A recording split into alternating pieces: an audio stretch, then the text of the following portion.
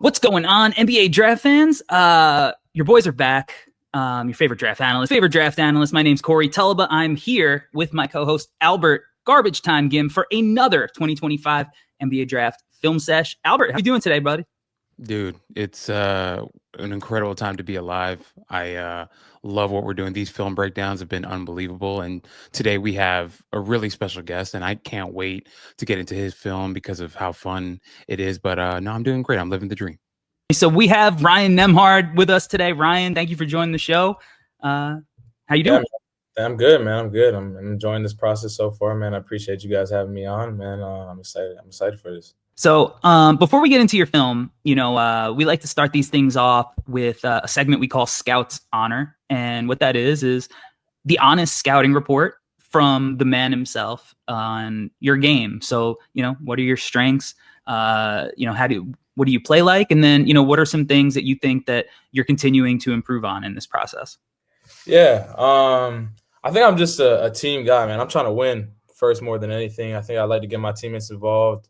I don't really ever go into games predetermining what I'm going to do. I don't say, I'm going to score this today or I'm going to pass today. I just kind of feel the game out. I feel like I have good feel for the game and could make reads on the fly. I feel like I have ability to create my own shot as well that people may not have seen. And I think I want to continue to get better, keep shooting the ball off the dribble and off the catch, as well as rim finishing. I think that's a big point of emphasis for me. Rim and floaters are going to be huge for me. I just had a follow-up question on the first part that you mentioned about feel.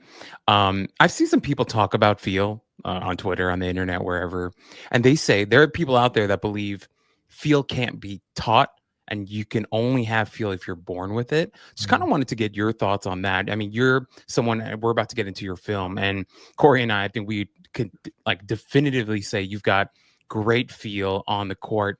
Do you feel like that's something that you have to be born with, or could that be taught? Could that be trained into you? Yeah, I'm not too sure, honestly. I couldn't really give you a definite answer on that, but I feel like I was kind of born with it. I've just been around the game my whole life. My dad was a coach growing up, always been around the game, played soccer, and I think that also helped our feel a little bit. But yeah, I think it's just something I've had over my whole entire life, and from watching people, you kind of understand the game a little bit more. So I'm not too sure, but I definitely feel like I got it a little bit. I want to dive into your film. So first thing I want to say is I love that you can play with pace. So take me through, when you are out in transition, what are you trying to accomplish? Yeah, honestly, I'm trying to first flatten the defense out. That's my main goal, flatten defense out and kind of create options. But here we have just guys running and not really knowing where they are on the floor. So I'm kind of using my eyes to manipulate guys and make them step one way and then free up a pass another way. So that's the main goal in transition. One of the things I think you're really good at too in transition is like not throwing the ball to a person, but throwing it to a spot that they're going to end up at. So how important is that, when you're throwing the ball in transition? Yeah, I think it's huge. It's huge to lead guys into spots and throw it with the right pace on the ball and the right height on the ball so they could get an easy layup where they don't have to do too much to finish, especially when they're running full speed. It's a tougher finish if I throw it behind the guy or in the wrong spot. So putting it in the perfect spot is definitely vital. Now, I like this one because you take one dribble, and how hard is it to throw the ball ahead and trust your teammate that he's going to get to that spot especially when you're throwing it ahead from the backcourt? Yeah, I think it's a little bit hard, but honestly, at Gonzaga, we train this every day. Like we drill this every single day. We have our bigs running. We do breakdown drills like this all the time. So I trust my two bigs. They know when I get the ball, all you got to do is run, and I'm going to give it to you. So they got great hands. They know how to finish the ball, and I'm going to give them the opportunity to make a play on the ball. Just got to give them a chance. So take me through this one. Yeah, for sure. So Baylor, they came out and they switched everything, on ball, off ball. It's first game of the year, and we kind of knew they were going to do that. So I'm coming off, and I'm looking at that low man. I think that's VJ Edgecombe. Mm-hmm. And I know they didn't really switch under on B-Huff, so I'm just like waiting to see what he does. I'm looking at him, kind of look him off and look at Mike on the wing, and then I know I have that pass wide open for B-Huff right there.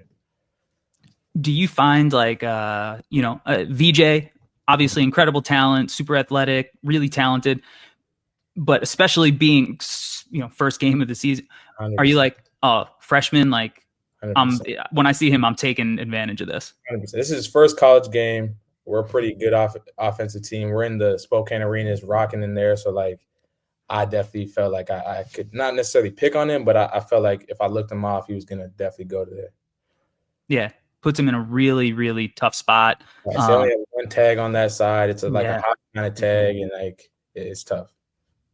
Really, really, really tough. We just wanted to ask you, right, the type of guard that you are and the way that the league is trending, how you feel like you fit and how what type of skill set you think you're going to be. Obviously, we're highlighting your passing right now, but if you could just talk about how you fit in the modern NBA with your ability. Yeah, I think kind of what you said. Like, I feel like I have the ability to organize guys, get guys in good positions, and like just make guys get better, more comfortable shots, whether that's superstars, guys off the bench that need better shots. And run a second unit or whatever unit I need to play on, and change the pace, get up and down a little bit, change how the game flows when I'm in the game, as well as on the defensive side, get under guys, make it tough for guys to put the ball on the deck, and just be a pest on that side of the ball. So I think that's kind of where I fit in, and I think I also have some ability to create my own shot in that mid range area and get some shots off. So I think I think that last point about creating your own shot, and especially in the mid-range. Now, we're still highlighting your playmaking, but we're going to get into your scoring a little later. And I feel like you are super comfortable at those elbows. Mm-hmm. And I feel like that for like a point guard who's a really good passer, that's like almost like unlocking the secret weapon. It's like if you watch Chris Paul, like that's where he's getting to. Mm-hmm. So do you feel like in a situation like this, it's your threat of the shot is almost the thing that's kind of causing the chaos here? For sure. I think so. I think just my gravity once I come off this, everybody's kind of worried about that. And then I have the ability to kind of just make that read. We have some good off-ball movement there. We have G popping, who's a solid shooter. And, they're definitely a little bit worried about that. If you can talk about just the 4-year college experience, because we're in a day and age where, well, now things are changing because of NIL and the guys are staying a little bit longer. But can you talk to us about the value for you specifically and why it was so beneficial to you to spend your 4 years in college? And you're talking about your growth and what you were able to develop. But overall, that 4-year experience, why that was such a valuable thing for you? Yeah, I honestly think, especially now day and age of college basketball, there's no need to rush. You can make money and you can stay in college and you can enjoy it and get better. So I just feel like over my years, I've just grown up a lot on the court as well as off the court. I matured a lot as a person and understood coaching and understood the game a lot more. So I feel like 4 years was perfect for me. I feel like if I went any earlier, I wouldn't have necessarily been ready right away to impact the team and win. I want to come in and be able to impact winning from the start, So that's a goal of mine for sure. And however it plays out is what it will be. But I feel like right now I'm playing my best ball and most ready to succeed at the next level. Yeah, and I think that you kind of see it here because what I really want to point out is on this play, and we're going to make that hit. You're going to get the ball back. I love that you're like telling guys where to go. You're orchestrating the offense and kind of by giving those guys direction, it's opening up a shot that maybe wasn't there before you kind of, were giving that direction and conducting that. So how important is it to having a voice as a point guard? It's huge. It's huge to, first of all, you have to have the respect of the guys and you have to understand what guys need to be, what you need to say to guys at certain points. And I think also a big thing for ball screens is getting everybody in the right spot. So you have the ideal and optimize all your space on the floor, especially in the college game where everything's more packed in a little bit. So having to trust your guys as a point guard is huge. And that's something I always try and build off the court first, I think. And then on the court will come next. All right. So we just saw like that, you orchestrating this offense against Houston, and Houston has a reputation as, maybe the best defensive team in the country year after year after year. And part of that is just like how aggressive they are on these ball screens. One, what is it like dealing with that? And then two, like if you can get this possession back, what would you do differently? Yeah. It's tough to deal with. They're relentless. They're every single possession. They hit all their coverages. When it's a post double, they double. When it's a ball screen, they trap it. So it's tough. But I think we had a great game plan for them. And on this one, I'm either going to short it to Graham right there and let him do what he does in that mid roll, or I'm going to hit KB and let us play a next action. Like, that was just a forced pass. And yeah, I probably should have just taken the easy one right there. Yeah. I mean, but they have so much length, and they're baiting you. It's like you think it's open, right? But that's what they do. They're so good at it. They have all those like 6'7", 6'8" dudes with 7'3" wingspans. But you got them a bunch in this game, and I love this pass right here. They switched this one, and now you got a big on an island, and then you hit that little delay. Mm-hmm. And I feel like Luka has kind of been somebody who's like really perfected that pass in the paint. So take me through this. And is this something that you kind of practiced, or is that just kind of like spur of the moment feel for the game type of stuff? Yeah, I think it's just spur of the moment feel. I knew I kind of had a little bit of edge once I got by him at the like elbow area. And I knew if I could get up in the air, those guys were loving to jump at and block shots off the glass. They love to do that. So I knew I could play right there. But yeah, more just feeling that one for sure. You averaged 10 assists a game. You had a 4-to-1 assist to turnover ratio, which is crazy. So especially when you're throwing a lot of tough passes. So how have you kind of gotten yourself so comfortable in taking advantage of teams and making this next level read that NBA teams want to be their guards to make? Yeah, I think first, just like being a guard, I feel like you can't be afraid to make passes. Like, you have to understand where the defense is and understand the length they have. But if you see that split second where you could throw the pass, you got to be able to throw it, and you got to throw it. As well as just my teammates being in the right spots. He's in the corner right there, sitting there, good space. We had a good lift guy. We had a hard roll by G. So the combination of our offense and the pace we run it at, and I think just my willingness to throw tough passes and the freedom Huey let me to throw those tough passes and not be mad if I turned it over. And I love this one to show that you can make these live dribble reads with both hands. And, you're not going to get an assist here. You get off this thing early here. So what are you reading? Low man. He's not even too far in, but he's far enough in where I know KB is going to go catch that and get something out of that. So I'm looking at him right now probably, and it's gone for sure. Mm. Yeah. And like on a rope, like, it's one thing to be able to pass with both hands, but you got some like velocity on that. Sure. How important is it to like be able to perfectly place the ball for your teammates? Yeah, I think it's big, especially at the next level in the league where there's even longer guys, bigger guys that can deflect more balls. It's just you got to throw it on time, on target, and with some pace on it.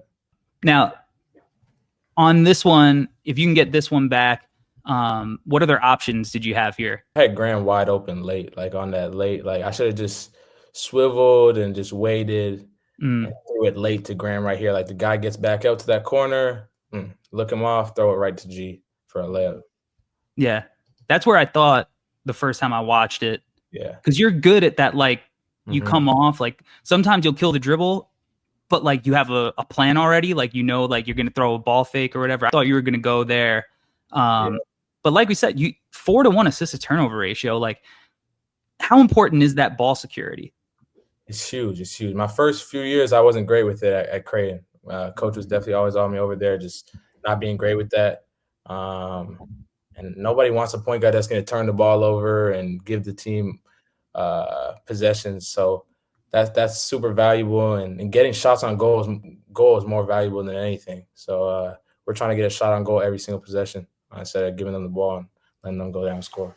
Now, I think, everybody knows that you're, a crazy passer, and this is a slick dime, but I feel like maybe when we talk about like speed in this draft with the ball in their hands, there's not many guys who I think are faster with the ball in their hands. So take me through this possession and what you're kind of reading to be so aggressive to get downhill. Yeah, it's late game. They were kind of working us most of the game, but we kind of got our pace going a little bit here, and we have like a slip out play to get me going downhill. So I see the guys kind of not really going to switch, and I just kind of rush it. Yeah, and nice little drop off, Mhm. and leads to an easy bucket there. So Mhm. that's great possession. One more here for your playmaking before we get into some of your scoring. Take me through this one because this one's really crafty. Another fun jump pass. How are you manipulating this kind of weak side when you get to the paint?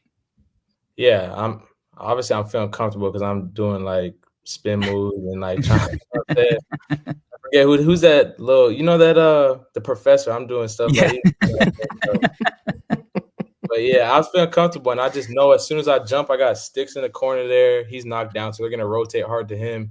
And I'm like, if I get in the air, this pass is gonna be even more evident once I get up in the air. So yeah. Yeah. And, it feels like the defense is probably thinking, like, I got a cheap corner Mm-hmm. because that's probably where the pass is going. And Exactly. then you see him already drifting, right? Yeah. And The then, defenses are taught to rotate, and then I know that 45 is gonna be open. and that's just all like, how hard is it to process that in the moment like that? Because it's easy when we're sitting and watching it back on film. But to make those quick decisions, yeah, is that just like reps? Is it film work? Like, what is it that goes into that? And I think it's just like getting the feel for it in practice. And like honestly, if you ask Fuey, like I turn the ball over in practice way more than he would like. Like there would be some practices like you turn it over 8 times today, like but you don't turn it over in the game. So I try stuff out in practice. Practice is like the place where you're like, yo, I can try stuff. I'm not gonna get taken out. Like you could be free in practice. So I use that as my playground. And then when I get out into the game, I'm just a little more. I don't even really think about it, but maybe I'm just a little more cautious about it sometimes, for sure. All right, now let's talk about your scoring a little bit because playmaking is cool, but if a guy isn't a threat to put the ball in the basket, then teams can work their way around that, right? So, Mm-hmm. and like I said, I mentioned earlier, I think that your kind of elbow midi sets up a lot of stuff. So take me through this and what goes into you deciding, all right, I'm gonna go get my own, or I'm gonna make a play for my teammates. Yeah, first, I think I should have been even a little more aggressive this year at certain times. I think I could have been more aggressive. But yeah, here we're just kind of me and G have a great relationship. So he understands when to flip screens, where I like to be set at. And he kind of flipped this one early. And then I see the big and drop coverage. He's definitely worried about G. So I'm like, and the guy went under too. So I kind of have a little easy mid-range shot that I rep every single day. Who are the guys that you watch that you try to take stuff from their game at the next levels? Yeah, 100%. I think I watch offensively. I watch like Fred VanVleet. I like him a lot. I like Kyle Lowry. I like the way CP does ball screens and just reads the game. But I also I like my brother a lot. I like the way Shea and my brother kind of get to those like mid-range shots. I'm not necessarily those guys, but I like the way they get to those shots, and I like the way they get shots off that are super comfy and that they rep out all the time. And I don't know if I said this already, but defensively, I love TJ McConnell. I love Jose Alvarado, where they get under guys, make it tough, and it's a hard day every time you got those guys up under you. I just want to say I was at your pro day, the Life Sports pro day at the Lakers facility, and I actually thought you shot the ball really well that day. And overall, like I think you were able to showcase in front, and you were there. You saw the room, like it was packed, and Pat Riley was there, and all kinds of people. And I actually thought, like truly, the shooting performance you put on was pretty good, really good actually. Just kind of wanted to get your thoughts on where you think you are right now in terms of your development as a shooter, as a scorer, some things that you're really working on right now to be able to show NBA teams like I have this in my arsenal as a scorer. Yeah. First, I want to continue to show guys I can shoot the three ball. I want to really shoot it well, catch and shoot.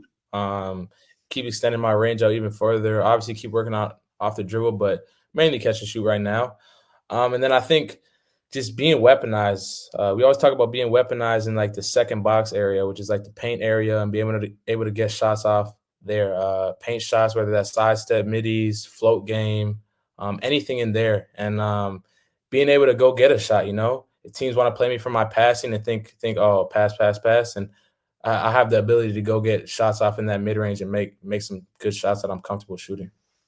Yeah, 100%. You seem so comfortable there, and I love this possession here. Again, I think it comes back to that pace, and I think that one of the things that I think you do so well is like you have this like innate understanding of where the open space on the floor is.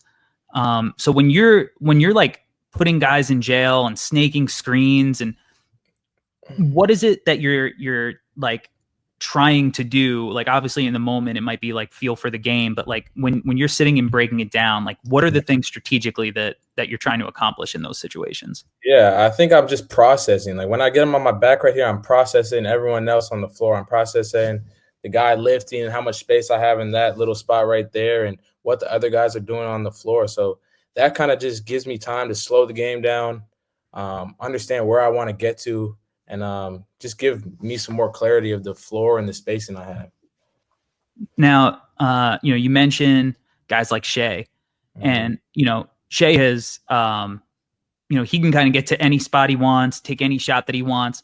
He's earned that. He's a veteran in the league. He's an MVP now. The NBA, is a very analytic league. You definitely are effective in that mid-range area.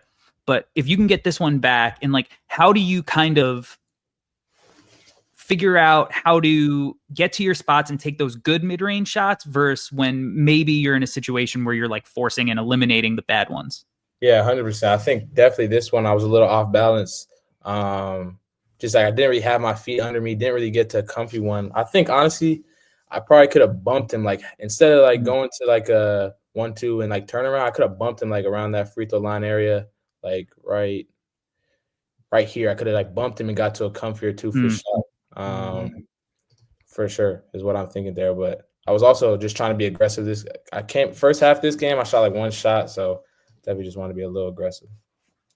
Yeah, who's really good at doing that little like playoff 2 in this area. Unfortunately, for Albert, your brother just sent him home. Jalen Brunson, really good in that area as another kind of like smaller, strong, stocky guard who's good at using those bumps that you talk about. So I know that the Pacers have a little, rivalry with the Knicks, but is Jalen a guy who you look at and try to take stuff from his game?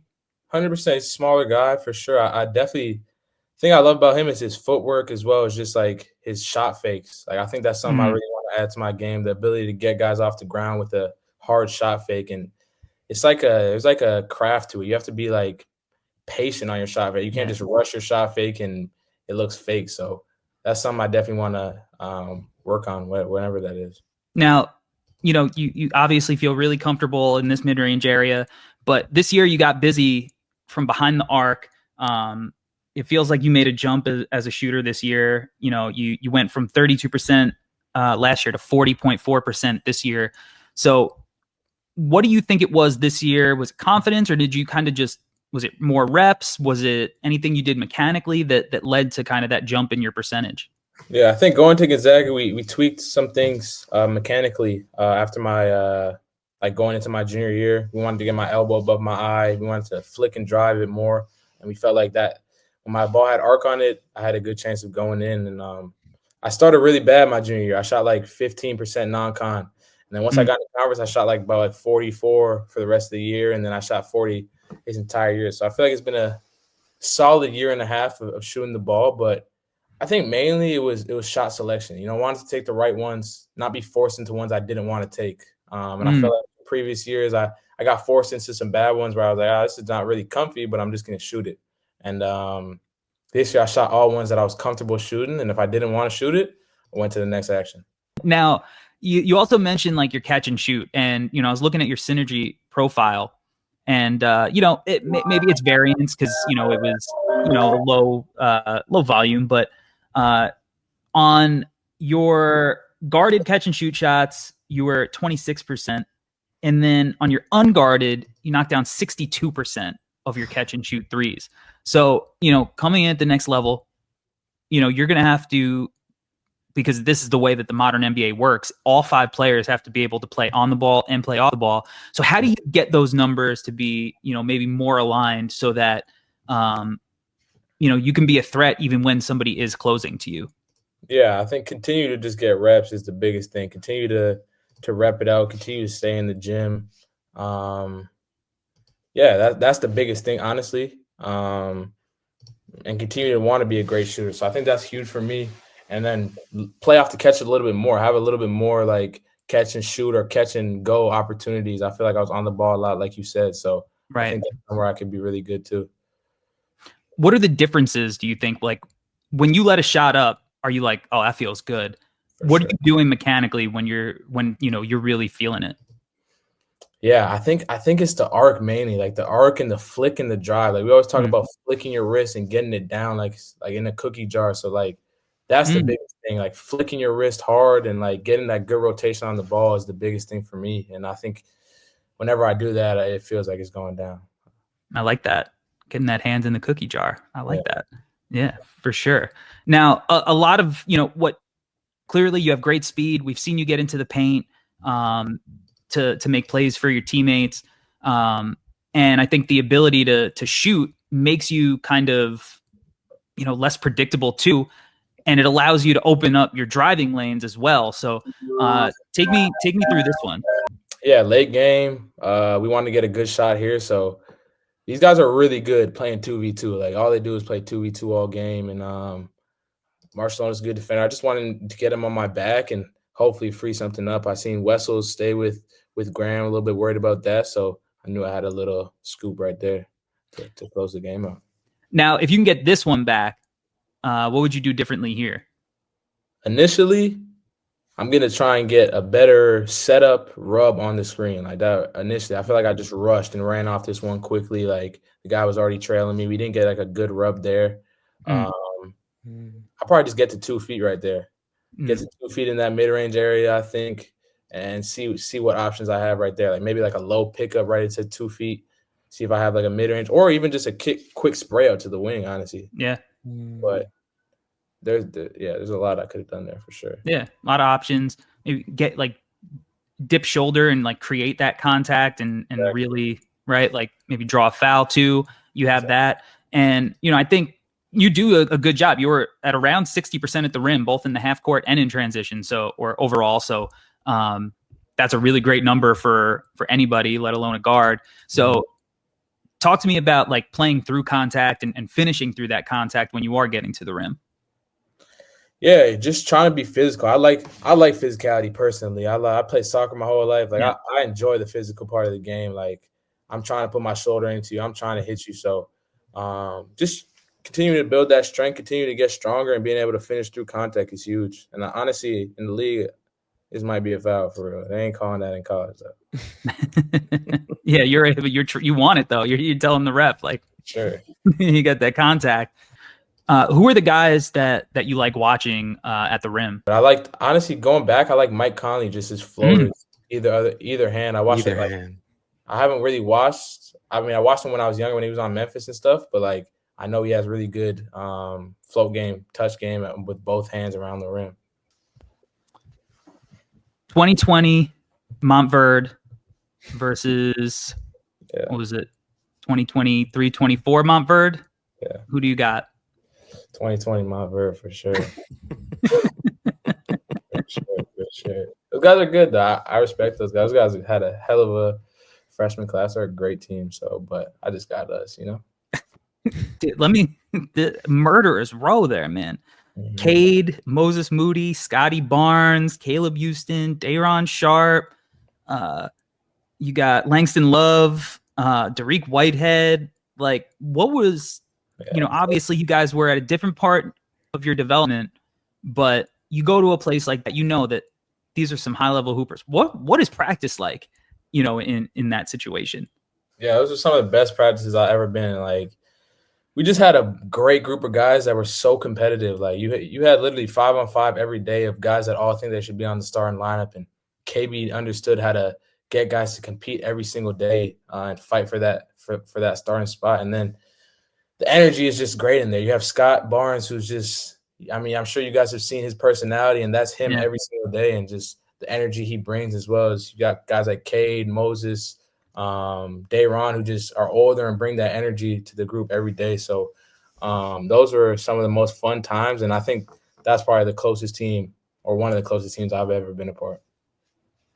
Talk to me about Canada basketball and this kind of renaissance, where, I mean, you look, obviously best player in the world, arguably, leading the way, but you have RJ Barrett, you and your brother Shaden Sharp. I mean, in this draft, you got Will Riley, another guy. What do you think it is that is just a powerhouse of hoops lately? Yeah, I think we all just love hoops, and a lot of us are from like the same kind of area, so we always have competed growing up. We've always seen each other and enjoyed seeing each other's journeys. So I think it's just a bunch of competitive guys all around the same area, as well as just a good bunch of group for sure. What were the teams like? Were you a Raptors guy growing up? Yeah. Also, sorry, I meant the Raptors. Like, they're just the Raptors being good. I felt like that also sparked just a love for basketball in Canada. Now, as we kind of wind down here, we'll get you out of here. You've been very gracious with your time.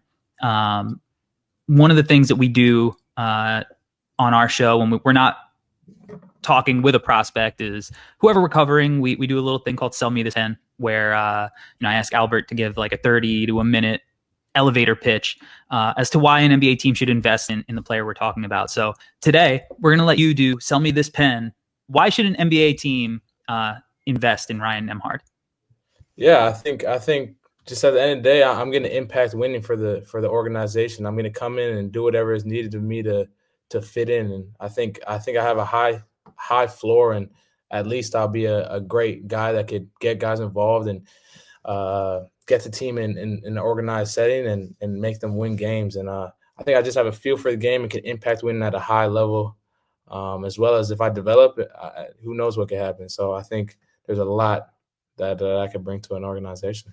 Yeah, Ryan, I agree, man. It's been a blast chopping it up and watching hoops, talking hoops with you, getting to pick your mind and just learn from a basketball mind that's really impressive. Again, like averaging 10 assists per game in college, where the games are shorter, like there's less time. That's, special stuff. And it's been a blast watching your journey. I'm on the East Coast, so, I got to watch you at Creighton when you were a little younger quite often. I saw you this year when you came back to the Garden, and that environment was crazy. I started the game on like a 13-0, so it was rocking in there from the jump. I honestly, I've been there so much growing up in New York, and I was like, is this the loudest I've ever heard the Garden? Like, it was, I mean, the fans there traveled, man. Yeah, that's like one of my favorite arenas to play in. UConn fans are always crazy. So I see whenever you go to the East Coast, you go Seton Hall, UConn, any of those teams is going to get rowdy. For sure. Well, Ryan, thank you for your time, man. Appreciate you doing this. You've been very generous with your time. I know you got a crazy schedule, so thank you for chopping it up, and good luck the rest of the way, man. Yeah, man. Appreciate you guys. Thank you for having me, man.